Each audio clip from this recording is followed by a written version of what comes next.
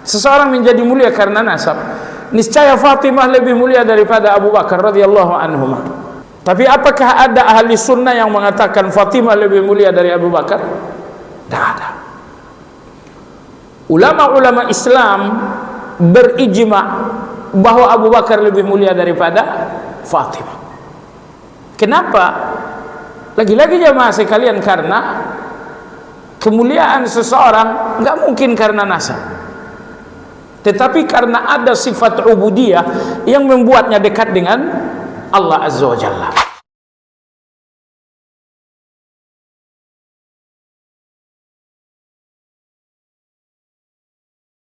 Bismillahirrahmanirrahim. Assalamualaikum warahmatullahi wabarakatuh.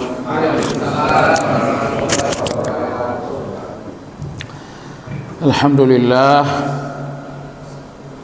alladzi bi ni'matihi tatimmu shalihat, wa ashhadu an la ilaha illallah wahdahu la syarika lah, wa ashhadu anna Muhammadan abduhu wa rasuluhu la nabiyya ba'dah. Allahumma salli wa sallim ala Muhammad wa ala alihi wa ashabihi wa man ihtada bihadyihi ila yaumiddin. Ya ayyuhalladzina amanu ittaqullaha haqqa tuqatih wa la tamutunna illa wa antum muslimun.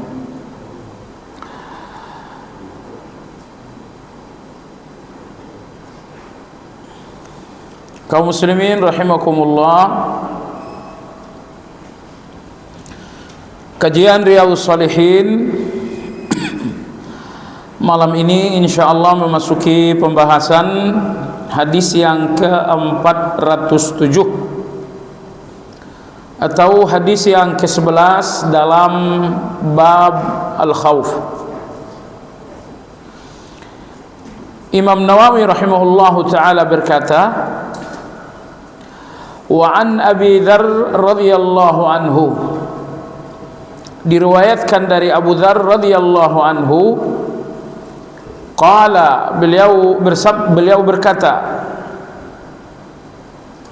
qala Rasulullah sallallahu alaihi wasallam, Rasulullah sallallahu alaihi wasallam bersabda, inni ara ma la tarawun, sesungguhnya aku melihat hal-hal yang tidak terlihat oleh kalian. Apa itu? Attatis sama wa huqqa laha an ta'id, langit mengeluarkan suara gesekan dan pantaslah langit mengeluarkan suara gesekan tersebut. Ma fiha mawdi'u arba'i asabi'a illa wa malakun wadi'un jabhatahu sajidan lillahi ta'ala, karena tidak ada di langit tempat yang kosong untuk 4 jari, melainkan semuanya telah terpenuhi dengan wajah-wajah malaikat yang sujud untuk Allah Ta'ala. Wallahi, demi Allah, lau ta'lamuna ma a'lam, sekiranya kalian mengetahui apa yang aku tahu, la dhahiktum qalilan wa la bakaitum katsira, akan sedikitlah kalian tertawa dan akan banyaklah kalian menangis. Wa ma taladzadztum bin nisa'i fil furash, dan niscaya kalian tidak lagi menikmati istri-istri kalian di tempat tidur. Wa la kharajtum ila as-su'udat taj'aruna ila Allah Ta'ala, dan kalian akan keluar ke tanah lapang untuk minta perlindungan dari Allah Tabaraka wa Ta'ala. Rawahu Tirmidzi wa qala haditsun hasan. Hadis ini diriwayatkan oleh Imam Tirmidzi. Beliau menyatakan bahwa hadis ini adalah hadis hasan. Jadi sederhananya Nabi kita sallallahu alaihi wasallam mengatakan, saya melihat hal yang kalian enggak lihat. Bahwa langit itu, kata Nabi sallallahu alaihi wasallam, mengeluarkan suara gesekan yang sangat keras karena penuhnya malaikat di atas langit. Seperti apa penuhnya malaikat di langit? Kata Nabi sallam, ma fiha mawdi'u arba'i asabi' illa wa malakun wajihun jabhatahu sajidan lillahi ta'ala. Tidak akan ditemukan di langit tempat yang kosong untuk 4 jari, karena semuanya telah terpenuhi dengan wajah-wajah malaikat yang sujud kepada Allah Azza wa Jalla. Kalau di bumi Anda lihat masih banyak tempat yang kosong, tapi di langit Anda cari tempat kosong untuk 4 jari, tidak ditemukan, karena telah terpenuhi dengan wajah-wajah malaikat yang sujud kepada Allah Subhanahu wa ta'ala. Selanjutnya Nabi kita bersabda, seandainya kalian tahu apa yang aku tahu, pasti kalian tidak bisa menikmati istri kalian di tempat tidur, dan pastilah kalian akan berlari ke tanah-tanah lapang untuk meminta perlindungan Allah Azza wa Jalla. Begitulah penjelasan Nabi sallallahu alaihi wasallam. Baik, adapun pelajaran-pelajaran dalam hadis ini, pelajaran yang pertama, mukjizat, bahwa Nabi kita sallallahu alaihi wasallam melihat, beliau juga mendengar banyak hal yang tidak terlihat dan tidak terdengar oleh orang biasa seperti kita. Saat ini misalnya, Anda tidak mendengarkan suara gesekan langit karena padatnya malaikat yang berada di sana. Tetapi Nabi kita sallallahu alaihi wasallam diperdengarkan oleh Allah Azza wa Jalla. Nah, ini adalah mukjizat untuk beliau sallallahu alaihi wasallam. Kemudian pelajaran yang kedua dalam hadis yang mulia, hadis ini menunjukkan keagungan malaikat. Keagungan malaikat dalam hadis ini, bahwa mereka sujud di depan Allah Subhanahu wa ta'ala. Jadi dalam agama kita tidak ada orang yang mulia dan agung kecuali karena hubungannya dengan Allah Subhanahu wa ta'ala. Makanya Anda lihat dalam Al-Quran, tidak ada nabi-nabi yang disanjung oleh Allah karena nasab mereka.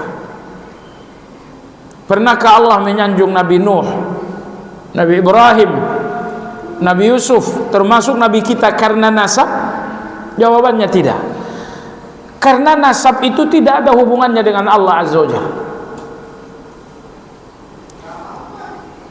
Tetapi semua nabi-nabi yang disanjung oleh Allah Subhanahu wa ta'ala karena sifat-sifat ubudiyah mereka. Karena sifat ubudiyah itulah yang menghubungkan seseorang dengan Allah Azza wa Jalla. Saya berikan contoh. Apakah Allah menyanjung Nabi kita karena nasab beliau seorang Quraisy? Enggak. Tapi Allah menyanjung beliau karena akhlak. Wa innaka la'ala khuluqin azim. Apakah Allah menyanjung Nabi Yusuf karena nasabnya, ayahnya Nabi, kakek pertamanya Nabi, kakek keduanya Nabi? Tidak. Allah tidak menyanjung Nabi Yusuf karena nasabnya. Padahal di muka bumi tidak ada nasab seindah nasab Nabi Yusuf. Nabi, ayahnya Nabi, kakek pertamanya Nabi, kakek keduanya Nabi. Yusuf bin Ya'qub bin Ishaq bin Ibrahim alaihimussalam. Tapi apakah Allah Subhanahu wa ta'ala menyanjung Yusuf alaihi salam karena nasabnya? Tidak. Allah menyanjung Nabi Yusuf alaihi salam pertama karena keikhlasan. Kadzalika linasrifa anhu as-su'a wal fahsya innahu min ibadina al-mukhlasin. Nomor dua, Allah menyanjung Nabi Yusuf alaihi salam beberapa kali dalam surat tersebut karena dia adalah muhsinin. Inna naraka minal muhsinin. Tolonglah Yusuf artikan mimpi kami karena engkau adalah orang yang baik. Jadi sanjungan untuk Nabi Yusuf karena sifatnya muhsinin, orang yang baik. Karena sifatnya mukhlasin, orang yang ikhlas. Allah tidak menyanjung beliau karena nasab, tapi karena sifat. Dan Anda lihat sifat Yusuf yang disanjung oleh Allah seorang mukhlasin ikhlas, muhsinin baik. Dua sifat ini disanjung oleh Allah karena dua sifat ini memang menghubungkan Nabi Yusuf dengan Allah Azza wa Jalla. Disebabkan karena dua sifat ini ibadah, dan Anda tahu bahwa ibadah ini menghubungkan seseorang dengan Allah Azza wa Jalla. Ibrahim Khalilullah, apakah Allah menyanjung beliau karena nasab? Tidak. Beliau disanjung oleh Allah dengan satu sifat ubudiyah. Karena sifat ubudiyah ini menghubungkan Nabi Ibrahim dengan Allah Azza wa Jalla. Allah berfirman, "Inna Ibrahim la halimun la awwahun halim." Apakah Allah menyanjung Nabi Nuh karena nasab? Tidak. Tapi karena satu sifat yang bernilai ubudiyah, dan sifat ubudiyah inilah yang menghubungkan Nabi Nuh dengan Allah. Allah berfirman dalam surat Al-Isra, "Innahu kana 'abdan syakura." Ini mohon jadi perhatian bahwa nasab Anda, apapun nasab Anda, enggak akan memuliakan seseorang. Enggak akan memuliakan seseorang nasab ini. Jadi jangan hanyut dengan penjelasan-penjelasan yang keliru. Soal kemuliaan Allah sudah tegaskan, "Inna akramakum indallahi atqakum." Yang paling mulia di antara kalian adalah orang yang paling bertakwa. Seandainya nasab, seseorang menjadi mulia karena nasab, niscaya Fatimah lebih mulia daripada Abu Bakar radhiyallahu anhuma. Tapi apakah ada ahli sunnah yang mengatakan Fatimah lebih mulia dari Abu Bakar? Tidak ada. Ulama-ulama Islam berijma bahwa Abu Bakar lebih mulia daripada Fatimah. Kenapa? Lagi-lagi jamaah sekalian, karena kemuliaan seseorang nggak mungkin karena nasab, tetapi karena ada sifat ubudiyah yang membuatnya dekat dengan Allah Azza wa Jalla. Baik, kita kembali kepada malaikat. Kemuliaan malaikat itu pun bukan karena nasab, bahwa mereka diciptakan dari cahaya, tapi kemuliaan malaikat bahwa mereka memiliki sifat yang bernilai ubudiyah. Dan sifat ubudiyah ini membuat mereka istimewa dan dekat dengan Allah Azza wa Jalla. Dalam hadis ini Anda lihat bahwa tidak ditemukan di langit tempat kosong untuk 4 jari, melainkan semuanya telah terpenuhi dengan wajah-wajah malaikat yang sujud. Jadi dalam hadis ini, kemuliaan dan sanjungan untuk malaikat bukan karena secara fisikal mereka dari cahaya, tidak, tapi karena sujud mereka di depan Allah Azza wa Jalla. Maka dalam surat Al-Anbiya Allah tegaskan lagi tentang totalitas malaikat kepada Allah Azza wa Jalla, la ya'suna Allah ma amarahum wa yaf'aluna ma yu'marun. Enggak ada maksiat malaikat kepada Allah, baik dalam perintah Allah ataupun dalam larangan Allah Azza wa Jalla. Jadi totalitas mereka kepada Allah dalam perintah dan dalam larangan, ini kemuliaan mereka, bukan karena nasab mereka berasal dari cahaya. Tentu kita enggak bermaksud nasab yang hari-hari ini sedang ramai, enggak. Nasab secara umum. Enggak boleh saya orang Jawa membanggakan nasab saya Jawa. Saya katakan saya Jawa darah biru. Tidak boleh saya bangga dengan nasab saya karena saya Sunda.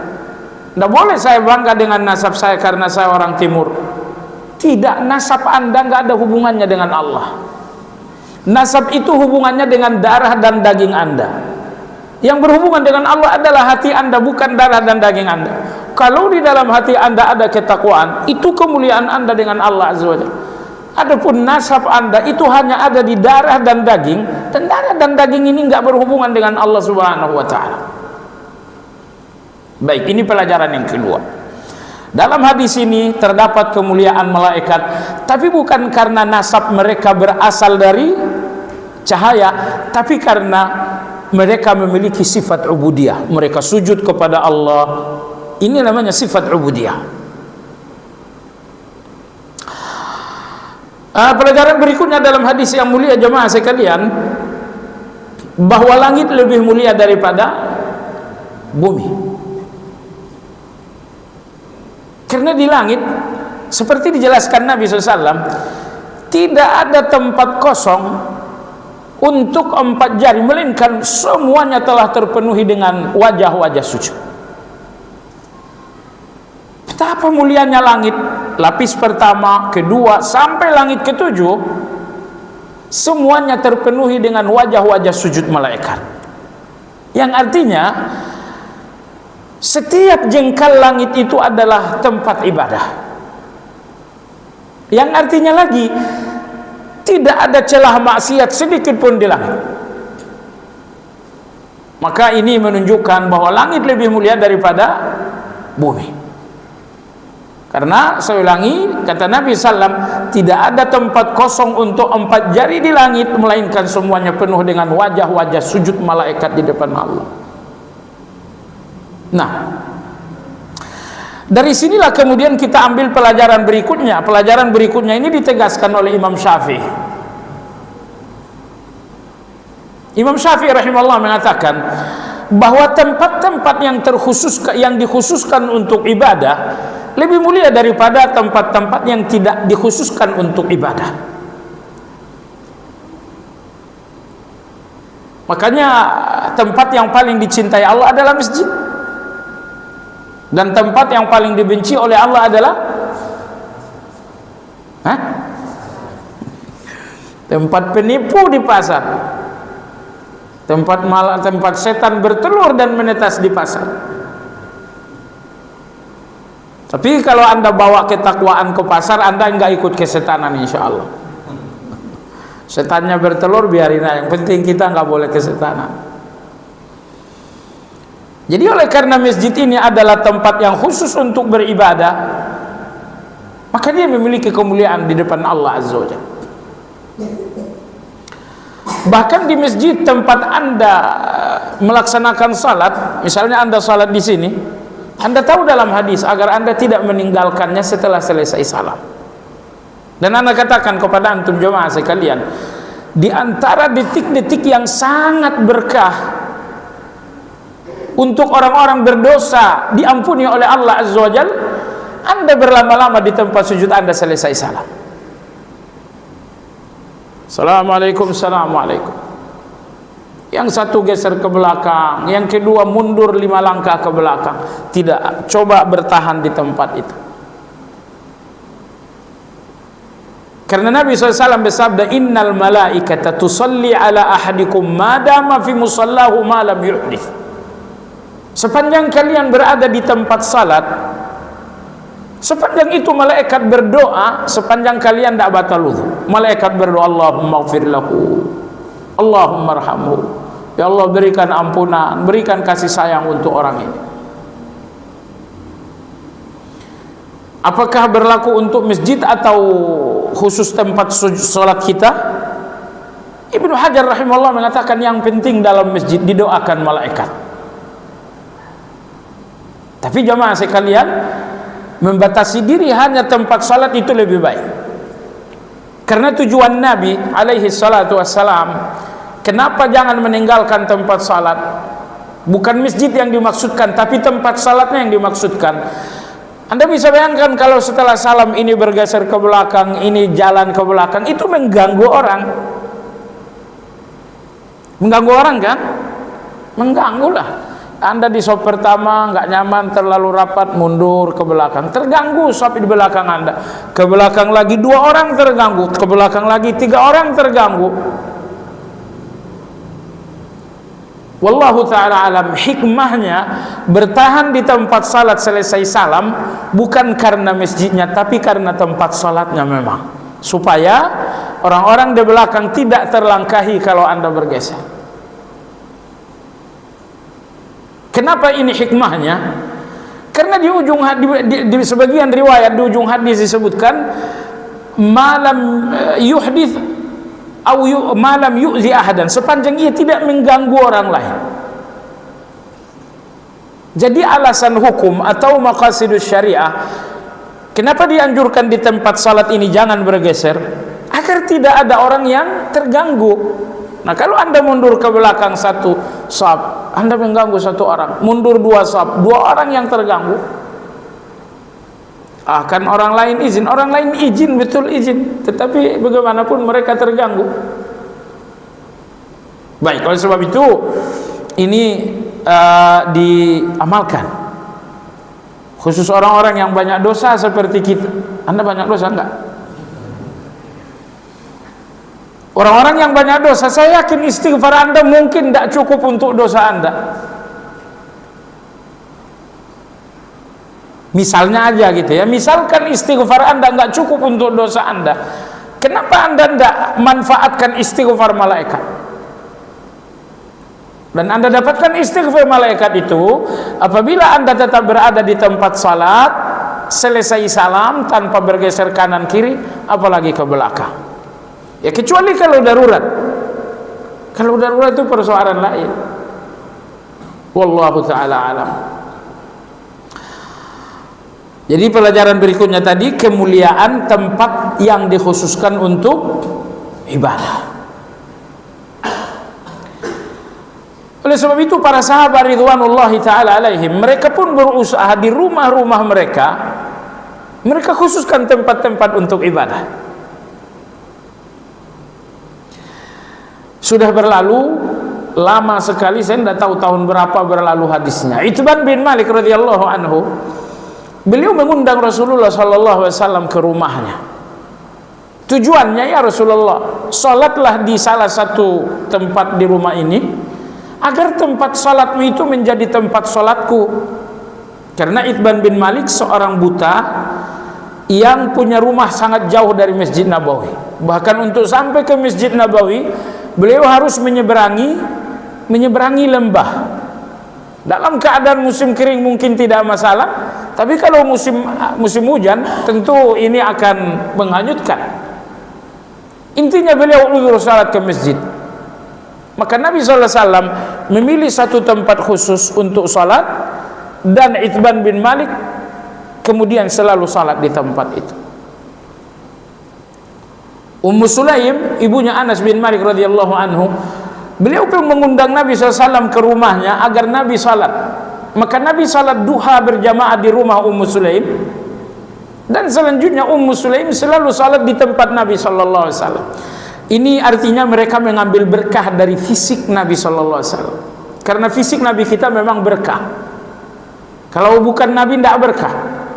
Mana buktinya? Buktinya Nabi bersabda, innallaha harrama ajsadal anbiya'i ala turab, atau innallaha harrama ala turabi ayakul jasadal anbiya, atau kama qala, sesungguhnya Allah mengharamkan atas tanah fisik para nabi. Maka tidak ada fisik nabi yang dimakan oleh tanah. Kenapa? Karena fisik mereka memang berkah. Adapun fisik selain nabi, minha khalaqnakum wa fiha nu'idukum wa minha nukhrijukum taratan ukhra, dalam surat Taha. Kalian diciptakan dari tanah dan kalian akan kembali menyatu dengan tanah, dan kalian nanti akan keluar di hari kiamat dari tanah. Makanya tidak perlu mengambil berkah dari fisik siapapun, walaupun itu misalnya guru-guru agama, para kiai, habaib. Fisik selain fisik Rasulullah tidak berkah. Berkahnya para ulama, para kiai ada pada ilmu mereka, ada pada akhlak mereka, bukan pada tubuh mereka. Baik jamaah sekalian hormati, Maimunah radhiyallahu anha, istri Nabi kita sallallahu alaihi wasallam, sepeninggal Nabi sallam, beliau pun selalu salat di kamar di mana Rasulullah terbiasa salat. Sehingga berdasarkan dalil-dalil ini, ulama-ulama kita menegaskan boleh mengkhususkan tempat ibadah di dalam rumah, sekaligus tempat yang Anda khususkan untuk ibadah itu lebih mulia daripada yang lain. Baik, pelajaran berikutnya dalam hadis yang mulia jemaah sekalian, ini yang ingin ditegaskan Imam Nawawi dalam hadis ini. Apa itu? Agar kita memiliki rasa takut kepada Allah. Karena Nabi sabda, "Lau alimtum lau ta'lamuna ma a'lam," seandainya lah kalian tahu apa yang aku tahu, la dhahiktum qalila wa la bakaitum katsira. Pastilah kalian sedikit tertawa dan banyak menangis.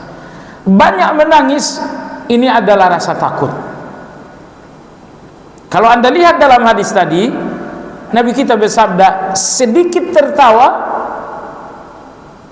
banyak menangis.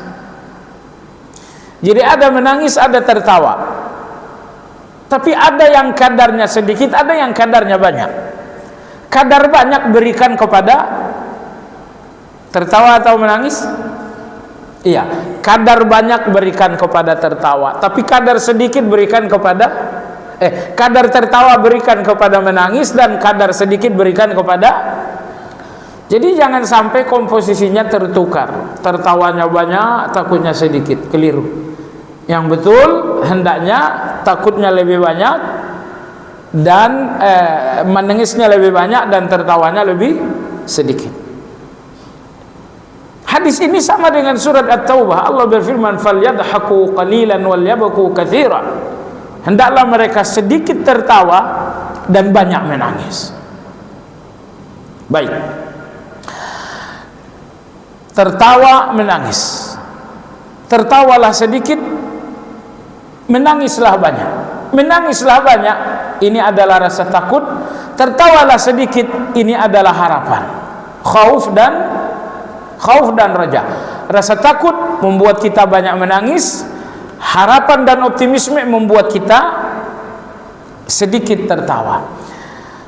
Jemaah sekalian, hadis ini begitupun ayat dalam surat At-Taubah mengisyaratkan agar takut lebih dominan daripada harap. Karena bersabda banyak menangis, oh berarti rasa takut lebih dominan, lebih besar. Mohon maaf, ini sekedar contoh saja. Misalnya menangislah sebesar 60% dan tertawalah sebesar 40%. Intinya tertawa lebih sedikit, menangis lebih banyak. Jadi ayat dan hadis seolah mengisyaratkan bahwa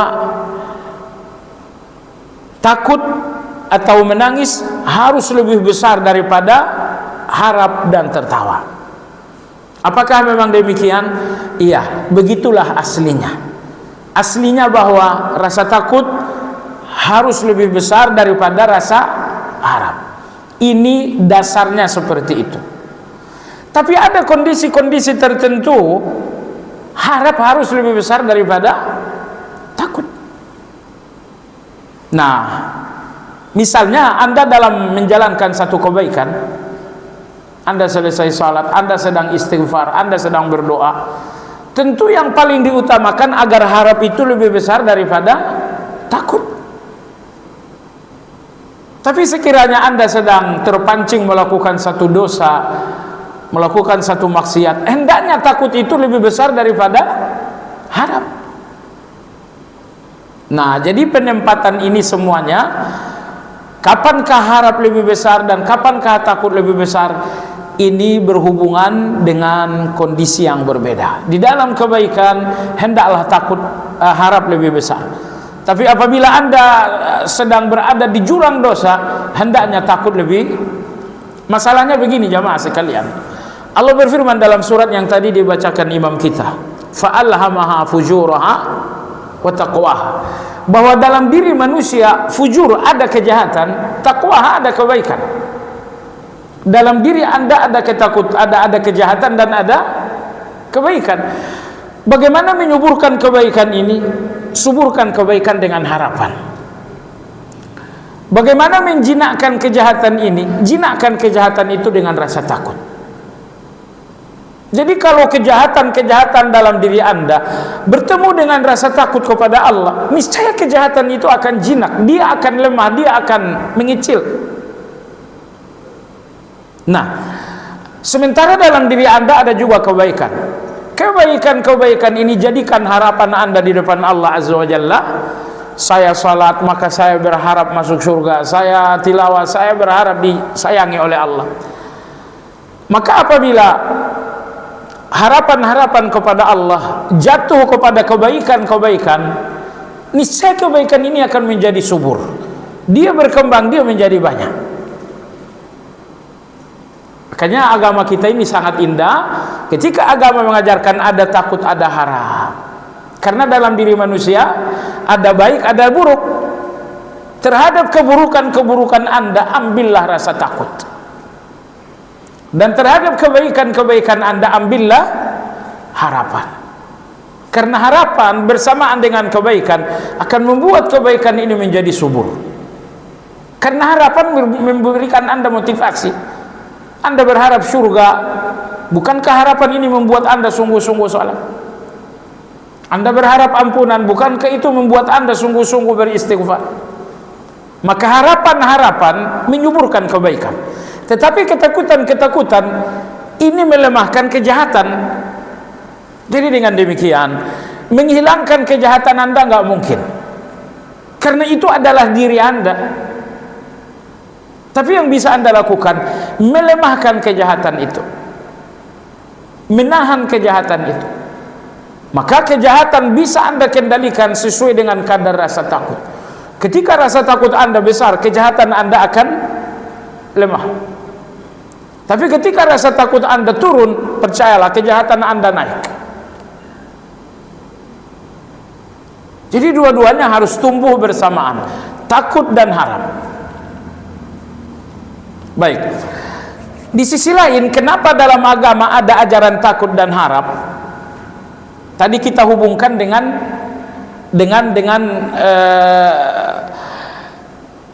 alamiah manusia. Takut harap ini hubungannya dengan alamiah manusia, bahwa semua manusia punya kejahatan, punya kebaikan. Maka karena dalam diri kita ada kecenderungan baik, ada kecenderungan buruk, dua kecenderungan yang berlawanan ini membutuhkan takut dan harap. Ini di satu sisi. Di sisi lain, takut dan harap itu pun berhubungan dengan dua sifat Allah. Sifat Allah subhanahu wa ta'ala yang pertama dinamakan sifatul jamal. Sifat Allah yang kedua dinamakan sifatul jalal. Jamal dan jalal. Jamal artinya indah, jalal artinya agung. Jadi sifatul jamal, sifat-sifat Allah yang mengandung keindahan. Sifatul jalal, sifat-sifat Allah yang mengandung keagungan. Baik. Sifatul jamal adalah sifat-sifat Allah yang membuat Anda berharap, membuat Anda cinta. Misalnya Allah Ar-Razzaq. Bukankah itu membuat Anda berharap? Misalnya Allah Subhanahu Al-Wali, Maha melindungi. Bukankah itu membuat Anda berharap? Misalnya Allah Subhanahu wa ta'ala Asy-Syafi, Maha menyembuhkan. Bukankah itu membuat Anda berharap? Ar-Rahmanir Rahim, Allah Maha menyayangi. Bukankah itu membuat Anda cinta? Semua sifat-sifat Allah yang membuat Anda cinta kepada Allah, berharap kepada Allah, ini dinamakan sifatul jamal. Tapi ada sifat-sifat Allah yang membuat Anda takut. Misalnya Al-Qadir, Allah Maha mampu segala-galanya. Al-Qawi, Allah Maha kuat. Ini sifat membuat kita takut kepada Allah. Ini dinamakan dengan sifatul jalal. Jadi ada sifatul jamal, ada sifatul jalal. Di dalam sifatul jamalnya Allah, kita penuh harap kepada Allah. Allah Ar-Razzaq, oh saya berharap rezekinya Allah. Allah Ar-Rahman, oh saya berharap kasih sayang Allah. Maka di dalam sifatul jamal muncul harapan. Tetapi sifat Allah yang kedua adalah sifatul jalal, sifat keagungan. Di dalam keagungan Allah itu ada ketakutan. Allah Maha kuat. Siapa yang tidak takut dengan kekuatan? Allah Maha tinggi, Allah Maha besar. Siapa yang tidak takut dengan yang Maha besar? Besarnya manusia saja bikin Anda takut. Datang jenderal bintang 2, bukankah Anda takut? Datang orang kaya seciracas, bukankah Anda takut?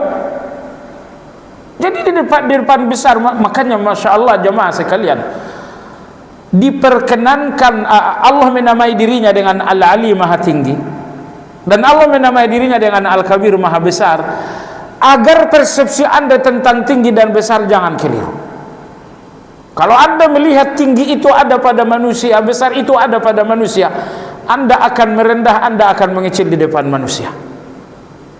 Ini jenderal bintang 4. Kalau inilah tinggi, Anda akan merendah di depannya. Padahal dia manusia, Anda manusia. Ini presiden, presiden itu Anda lihat besar, maka Anda akan mengecilkan diri di depannya. Padahal dia manusia, Anda manusia. Maka datanglah Asmaul Husna mengatakan, kalian semua, tinggi itu adalah Allah, besar itu adalah Allah. Tidak boleh kalian merendahkan diri kecuali di depan yang tinggi, yang maha tinggi, yaitu Allah. Tidak boleh kalian mengecilkan diri kecuali di depan yang maha besar, yaitu Allah Azza wa Jalla. Muncullah orang-orang yang kurang mengupdate kebesaran dan kemahatinggian Allah dalam hati. Akhirnya mereka melihat betapa besarnya fulan, betapa tingginya fulan. Padahal begitu Anda membesarkan manusia, Anda akan mengecilkan diri, dan itu penghambaan. Sadar tak sadar itu penghambaan. Tidak boleh mengecilkan diri depan manusia. Begitu Anda melihat seorang manusia, oh si fulan ini tinggi sekali, begitu Anda meninggikan manusia, maka Anda merendah. Padahal merendah itu adalah penghambaan. Waliyadzubillah. Maka pada akhirnya syirik-syirik tersembunyi ini memang rumit. Saya katakan kalau syirik yang jelas, insya Allah antum semua selamat. Tapi syirik-syirik tersembunyi, syirik-syirik halus ini, tidak ada yang selamat kecuali orang yang benar-benar mendalam dalam tauhid. Maka oleh sebab itu jamaah sekalian, Allah maha tinggi, ya sudah, berarti nggak ada yang tinggi selain Allah. Memahami kemahatinggian Allah dengan tauhid. Allah maha besar, iya betul. Tapi apakah Anda melihat besarnya Allah dengan tauhid? Kalau Anda telah menempatkan kebesaran Allah di dalam tauhid, keesaan, maka Anda nggak melihat lagi ada besar selain Allah Azza wa Jalla. Datanglah persoalan, oh berapa hutang kamu? Hutang saya 5 miliar. Besar sekali. Kalau Anda hubungkan hutang besar ini dengan yang maha besar, oh kecil. Kecil bukan? Tapi 5 miliar hubungannya dengan saya, oh itu harta nenek moyang 7 keturunan juga gak kebayar itu. Nah, baik jemaah sekalian, maka agama ini memerintahkan agar kembalikan semuanya kepada Allah, supaya di depan kamu gak ada yang besar. Hutang besar kamu itu karena belum dihubungkan dengan Allah yang maha besar. Hutang besar Anda hubungkan dengan Anda yang kecil, nampaklah hutang ini besar. Kenapa? Karena dihubungkan dengan Anda yang kecil. Cuman siapa yang menyuruh hutang besar dihubungkan dengan Anda yang kecil? Ada agama mengatakan hutang besarmu ini hubungkan dengan yang maha besar supaya dia kecil. Cuman ngomongnya begini enak, dengarnya juga enak. Di lapangan keyakinan ini yang penting jemaah sekalian. Yakin gak Anda di lapangan hutang besar saya selesai dengan Allah Azza wa Jalla? La haula wala quwata. Masuk waktu belum? Baik. Jadi maksudnya adalah Allah memiliki 2 sifat. Ada sifatul jamal, satu lagi apa tadi? Sifatul jalal. Di dalam sifatul jamalnya Allah, di situ muncul harapan-harapan kita. Tetapi di dalam sifatul jalalnya Allah, di situ muncul ketakutan-ketakutan kita. Makanya kalau dalam agama ini ada satu prinsip khauf dan raja, takut dan harap. Takut dan harap ini satu prinsip kembali kepada kita dan kembali kepada Allah. Khauf dan raja kembali kepada kita karena dalam diri kita ada kejahatan, ada keburukan. Di dalam kejahatan ambil rasa takut supaya kejahatan ini lemah. Di dalam kebaikan ambil harapan supaya harapan ini semakin subur. Tetapi di lain pihak ternyata takut dan harap ini berhubungan dengan 2 sifat Allah. Terhadap sifatul jamalnya Allah terdapat harap.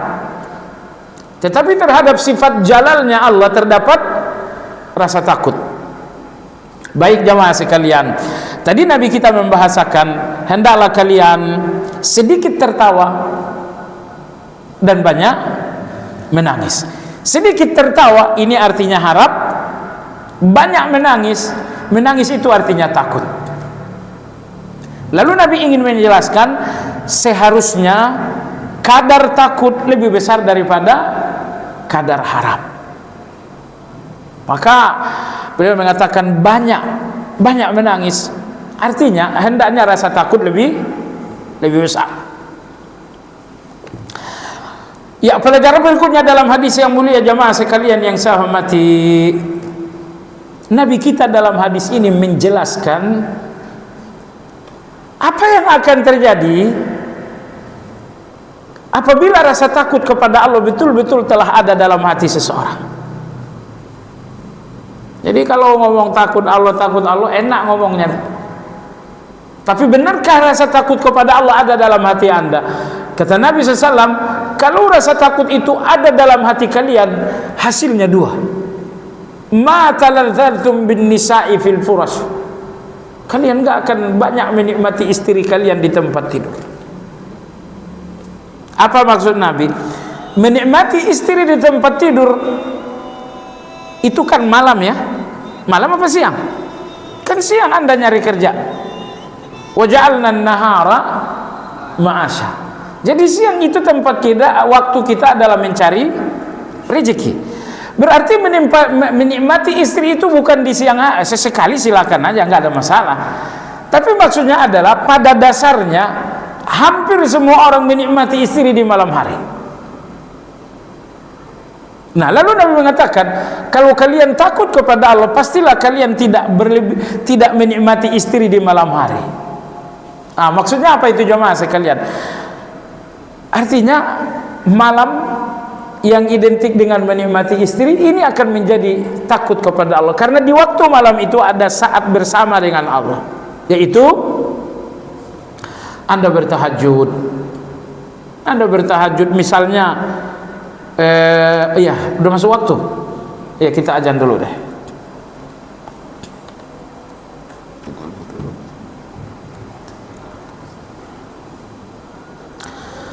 Baik, jadi apabila dalam hati seseorang ada rasa takut, maka dia akan meninggalkan kenikmatan dunia. Nabi membahasakannya, ma taladzartum bin nisa'i fil furash. Kalian tidak lagi akan menikmati wanita-wanita kalian di atas tempat tidur. Menikmati wanita di atas tempat tidur artinya di malam hari. Ketika kalian tidak menikmati mereka lagi karena rasa takut, artinya malam kalian untuk melakukan salat tahajud. Dalam hadis riwayat Imam Bukhari dan Imam Muslim dari Abdullah bin Amr bin As, Nabi sallallahu alaihi wasallam mengatakan, afdhalus salati indallah salatu Daud alaihi salam, wa afdhalus siyam indallah siyamu Daud alaihi salam. Salat malam paling dicintai Allah adalah salat malamnya Daud. Dan puasa yang paling dicintai Allah adalah puasanya Daud alaihi salam. Selanjutnya Nabi kita memberikan kejelasan. Wa kana yanamu nisfal lail wa yaqumu thuluthahu wa yanamu sulusahu. Nabi Daud alaihi salam, beliau tidur setengah malam, dari Isya sampai setengah malam beliau tidur. Setelah itu beliau bangun, lalu salat sepertiga malam. Setelah itu beliau tidur lagi seperenam malam sampai masuk waktu subuh. Saya kira orang awam model kita belum melakukan. Tingkatan salat malam itu ada 3. Tingkatan paling rendah orang yang melakukan salat malam jelang tidur. Misalnya selesai Isya sampai rumah menjelang tidur, Anda salat dulu, salat witir 3 rakaat baru Anda tidur. Lalu salat malam pada urutan yang kedua, Anda salat di ujung malam dan tidak tidur lagi sampai subuh. Anda bangun jam 4, salat dan tidak tidur lagi sampai subuh. Rata-rata antum insyaallah di sini. Yang paling tinggi adalah ini kelasnya Nabi sallallahu alaihi wasallam. Ini juga kelasnya Nabi Daud alaihissalam. Jadi beliau salam selesai Isya, beliau tidak banyak bicara, langsung tidur sampai berlalu tengah malam. Setelah berlalu tengah malam, beliau bangun. Lalu beliau salat sepertiga malam. Setelah salat sepertiga malam, beliau tidur lagi 1/6 malam sisanya sampai masuk waktu subuh. Inilah salat malam terbaik. Artinya kalau Anda salat malam seperti ini, berarti Anda 2 kali bangun. Bangun pertama untuk salat malam, lalu bangun lagi yang kedua untuk salat subuh. Tapi kalau cara Anda yang sekarang tidak, Anda hanya 1 kali bangun untuk qiyamul lail, sekalian untuk subuh. Hubungannya dengan kajian kita jamaah sekalian, malam adalah waktu bersenang-senang dengan istri. Orang-orang yang memiliki rasa takut kepada Allah Azza wa Jalla, mereka tidak akan maksimal dalam hal ini. Mereka tidak akan maksimal dalam menikmati istri. Kenapa? Karena di malam hari mereka melakukan salat malam.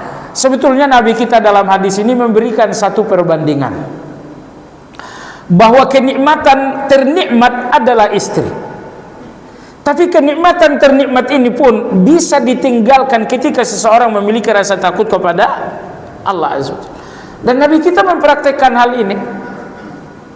Ya, ketika beliau berada dalam rumah Aisyah, di giliran Aisyah, tiba-tiba tengah malam Rasulullah SAW bangun. Aisyah berpikir Rasulullah akan melakukan apa yang dilakukan seorang suami. Ternyata Rasulullah SAW mengatakan, wahai Aisyah, aku izin melakukan salat. Lalu beliau sallallahu alaihi wasallam salat sampai isak tangis beliau terdengar oleh Aisyah. Ternyata malam itu beliau menerima ayat yang berbunyi, inna fi khalqis samawati wal ardi wa ikhtilafil laili wan nahar la ayatin liulil albab alladzina yadhkuruna Allaha qiyaman wa qu'uda, sampai pada akhir ya ayyuhalladzina amanu sabiru wa sabiru wa rabitu wattaqullaha la'allakum tuflihun. Jadi ini contoh konkret bagaimana Nabi SAW meninggalkan istri beliau untuk salat kepada Allah. Nah, tentu sekali lagi saya katakan, Nabi kita melalui hadis ini memberikan satu gambaran bahwa apabila seseorang telah memiliki rasa takut kepada Allah, maka kenikmatan dunia akan mudah ditinggalkan. Itu maksudnya. Karena dunia ini, kenikmatan dunia itu nikmat sekali, nikmat memabukkan. Karena Anda rasa takut kepada Allah sangat lemah. Mohon maaf, orang-orang yang menikmati maksiat itu nikmat karena nggak ada rasa takut. Seandainya ada rasa takut kepada Allah, nggak ada lagi yang nikmat jamaah sekalian.